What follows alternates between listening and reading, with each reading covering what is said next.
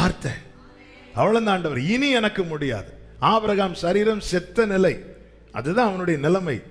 100 வயசுல குழந்தை பிறந்ததும் ஆபிரகாமுடைய பார்த்துட்டு கண்ண மூடல.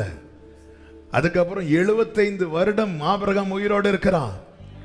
தேவன் ஒரு நன்மை தருவது பார்த்து விட்டு போவதற்கல்ல, அதை அனுபவிப்பதற்கு.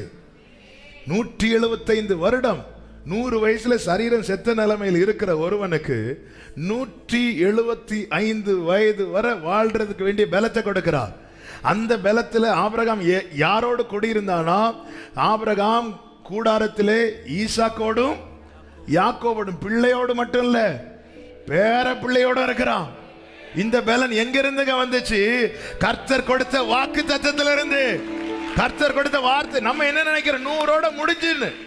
நம்ம எங்க முடியும் நினைக்கிறோமோ, ஆண்டவர் சொல்றார் இனிதான்ப்பா இருக்குது.